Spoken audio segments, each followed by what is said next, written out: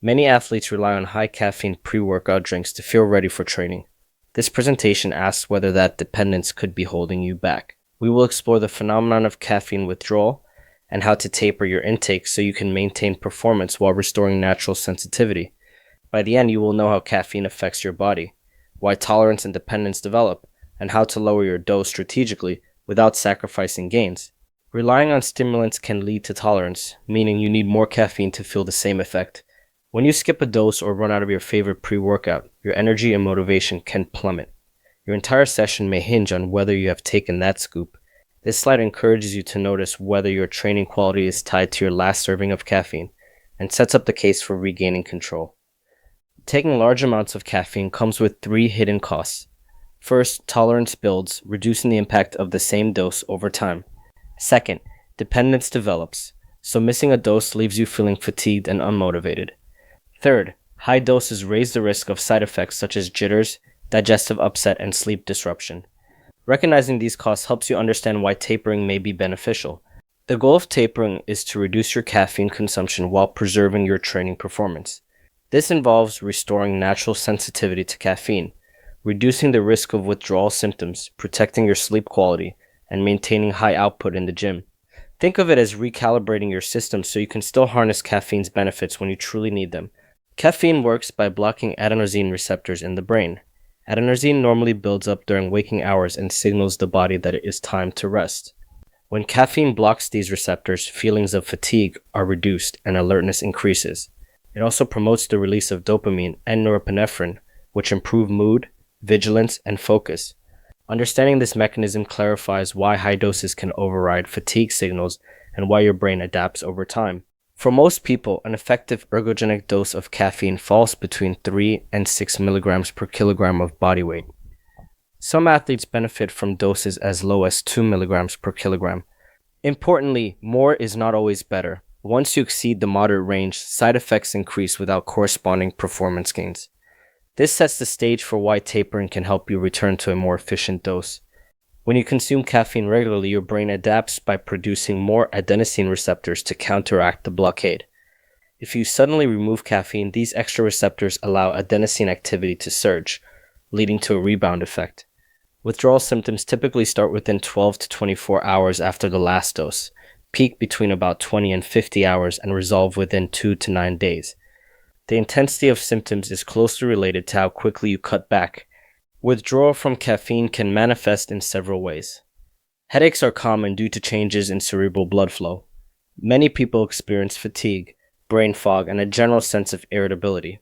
Motivation and focus may drop, making it harder to train or concentrate on daily tasks.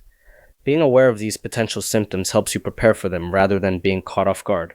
Caffeine withdrawal can temporarily reduce energy, mood, and focus, which in turn affects your workouts. You may notice a decline in strength and endurance while tapering, and the urge to skip or shorten sessions can increase. Knowing this is a temporary phase can help you stick to your training plan and avoid misinterpreting the dip as a permanent loss of fitness. There are 2 main approaches to quitting caffeine: stopping abruptly or gradually reducing your intake. Going cold turkey often triggers severe withdrawal symptoms, a dramatic drop in performance, and a higher risk of relapsing into high doses. A gradual taper reduces caffeine step by step, leading to milder symptoms, less disruption to training quality, and a better chance of long-term success. This slide compares the 2 approaches and makes a case for tapering. Abruptly quitting caffeine usually leads to pronounced withdrawal symptoms and significant performance declines. In contrast, a controlled taper minimizes the severity of symptoms and allows you to maintain more consistent training. The takeaway is that easing off caffeine slowly helps protect your energy and motivation while your brain readjusts. A practical way to taper is to reduce your total caffeine consumption by roughly 1/4 to 1/2 every 3 or 4 days.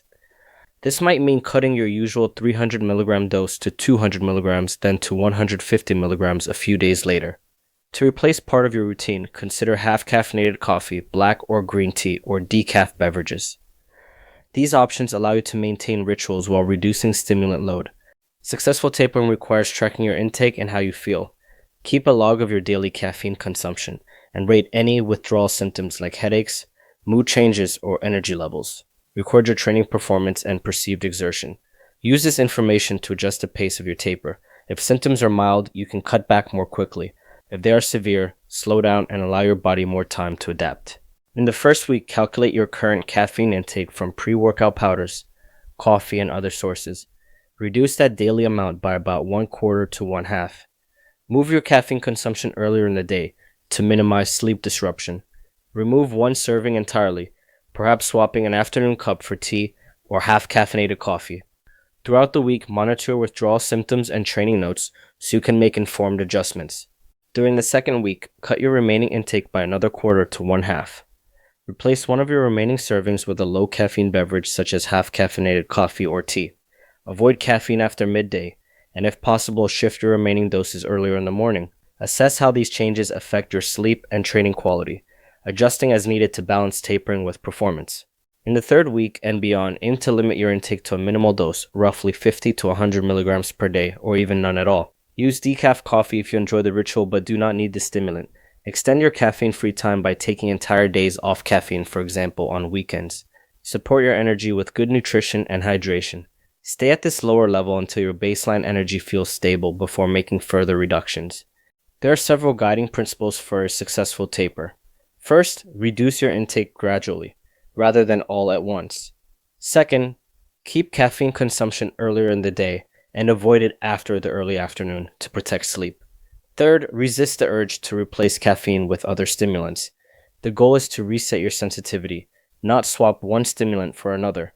Finally, accept that mild dips in performance are part of the process. Patience yields better results than rushing. To maintain performance while tapering, prioritize recovery and fueling. Get 7 to 9 hours of sleep per night and avoid caffeine within 6 hours of bedtime. Fuel with carbohydrates before and during workouts to sustain energy levels. Stay well hydrated as dehydration can worsen fatigue and headaches. When possible, schedule your taper during lower priority training blocks so any performance dips are less disruptive. As you reduce caffeine, some alternatives can help smooth the transition. Green or black tea provides a smaller amount of caffeine and may serve as a step-down option. Decaf coffee allows you to keep your morning ritual without the stimulant. Electrolyte drinks and carbohydrate sources support energy and hydration during training. Some people find adaptogenic herbs like rhodiola rosea or ashwagandha helpful for reducing fatigue and improving mood, although these are not stimulants and their effects are more subtle. Research into adaptogens is growing but still limited. A study using 170 milligrams of rhodiola extract found improved mental performance and reduced fatigue in medical professionals. Another trial giving 200 milligrams twice daily improved stress, mood, and concentration in over 100 adults. For ashwagandha, a systematic review of 7 randomized trials involving nearly 500 adults showed reductions in stress, anxiety, and fatigue, with stronger benefits at doses around 500 to 600 milligrams per day. These results suggest adaptogens may support your taper by easing stress and fatigue, but they should not be viewed as direct replacements for caffeine. It is important to recognize the limitations of adaptogens. They are not stimulants, so they will not replicate caffeine's performance-enhancing effects. The evidence base is still limited and consists of short-term studies with heterogeneous designs and populations. Dosage and product quality vary widely across supplements, so results are not guaranteed. Use adaptogens as supplemental stress support rather than expecting them to replace caffeine's ergogenic benefits. Once you have tapered, reintroduce caffeine strategically rather than daily. Reserve it for key training sessions or competitions where you need an extra edge. Start with a low effective dose, typically between 1 and 3 milligrams per kilogram of body weight. Avoid high stimulant formulas every day to maintain your sensitivity. Finally, protect your sleep by avoiding caffeine after the early afternoon. When you reduce caffeine, your baseline energy may initially feel lower, but it often improves over time. Many people report better sleep and mood after tapering. As your sensitivity resets, occasional caffeine can feel more effective again. Maintaining a moderate daily intake such as less than 200 milligrams helps preserve this responsiveness while still allowing you to enjoy your coffee or tea. Caffeine withdrawal is recognized by medical professionals as a real clinical condition.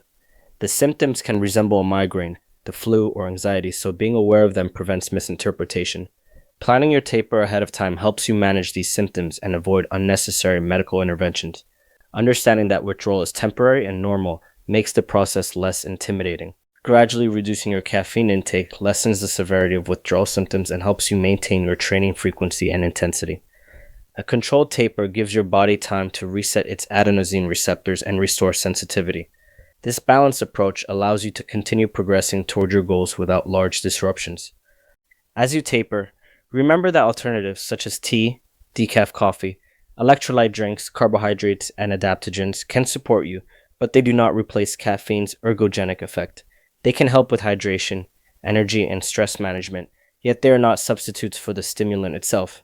Use them as part of a holistic approach that includes adequate nutrition, hydration, and recovery. The final message is to reduce your caffeine consumption while maintaining high standards in your training. Tapering is not about compromising your effort, it is about smartly managing your stimulant use so you remain consistent and healthy. By lowering your reliance on caffeine, you set yourself up for better long-term performance and well-being.